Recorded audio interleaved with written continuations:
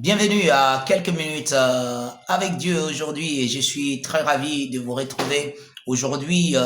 Aujourd'hui, je m'en vais discuter, sinon apporter à votre réflexion quelque chose, un thème, sinon une réalité de la parole de Dieu que nous avons discuté plusieurs fois déjà. Ici, la confession de la parole de Dieu, déclarer la même chose avec Dieu, déclarer la même chose avec Dieu. La Bible dit dans Romains 19, si tu confesses de ta bouche, si tu confesses de ta bouche, confesser quoi? Le Seigneur Jésus, la Seigneurie de Christ. Gloire à Dieu. Tu confesses, tu devrais savoir ce qu'il faut confesser. Tu devrais confesser la parole. La Bible dit, nous avons cru, c'est pourquoi nous parlons, nous avons cru. Et sur la base de notre croyance en la parole de Dieu, nous déclarons des paroles, proclamer des paroles, déclarer. Écoutez, vous savez, la vie se trouve dans la parole. La Bible dit que la vie se trouve dans votre bouche. La vie est dans votre bouche. Ce que vous dites, c'est ce que vous trouvez. Beaucoup de gens ne réalisent pas qu'ils vivent la réalité de ce qu'ils pensent et qu'ils disent. Chaque fois, ce que vous dites devient la réalité de votre vie.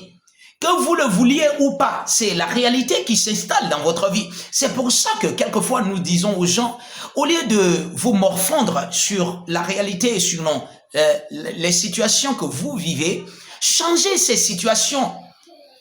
Changez de mentalité, la manière de penser et de parler que vous avez. Changez votre manière de faire. Quelquefois, vous pensez que vous êtes en train peut-être de dire à d'autres, de penser ou bien de larguer ces paroles à d'autres et que ça n'a pas peut-être quelque chose à voir avec vous, mais ça a tout à voir avec vous d'abord, plus que l'autre. D'abord, si vous insultez quelqu'un et que si c'est une personne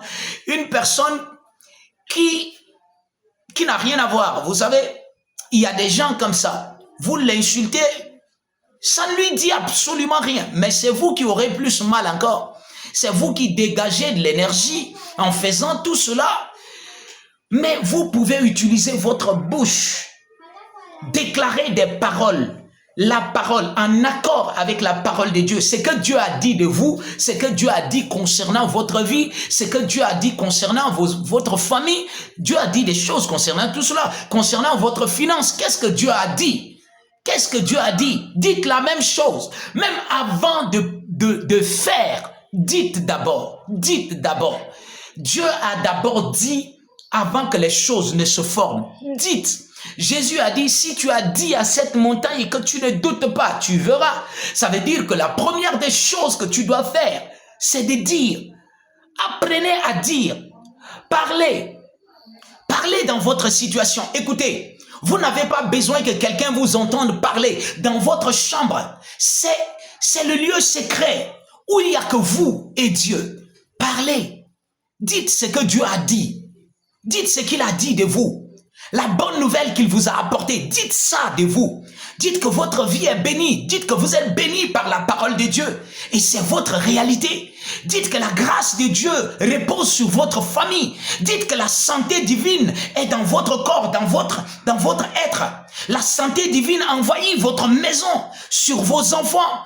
Dites que la paix de Dieu inonde votre vie. Dites-le, déclarez, je suis dans la paix de Dieu. Je suis sage parce que Christ a été fait ma sagesse. La Bible l'a dit afin que nous puissions dire.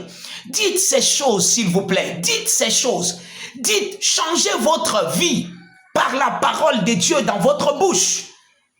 Vous savez, l'homme de Dieu, le pasteur Christ a dit, la parole de Dieu dans votre bouche, c'est Dieu qui parle.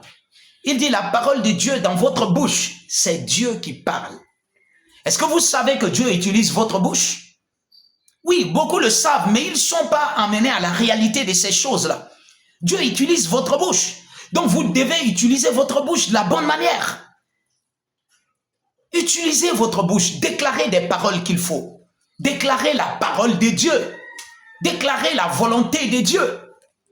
Dites les choses qui sont en accord avec la parole de Dieu pour vous et pour tout ce qui vous concerne.